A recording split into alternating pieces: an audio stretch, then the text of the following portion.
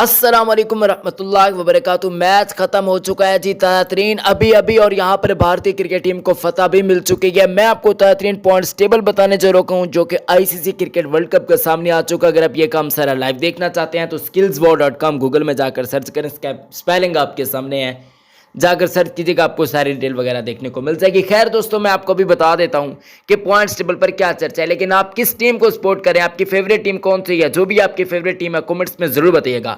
इस वीडियो को पाकिस्तान टीम के सच्चे और पक्के चाहने वाले लाइक कर देंगे, हमारे यूट्यूब चैनल को भी फौरन से पहले सब्सक्राइब कीजिएगा। आपको बताते चलें, जो पॉइंट्स टेबल सामने आ रहा है वो काफी जबरदस्त किस्म का है, क्योंकि पाकिस्तान भारत के पॉइंट्स बिल्कुल बराबर ही है, लेकिन पाकिस्तान क्रिकेट टीम थोड़ा सा भारत पर इस वजह से एज रखता है। आप लोग भी जानते हैं किस वजह से, क्योंकि पाकिस्तान का रन रेट काफी ज्यादा प्लस के अंदर है, जबकि भारतीय क्रिकेट टीम का इतना प्लस के अंदर नहीं है।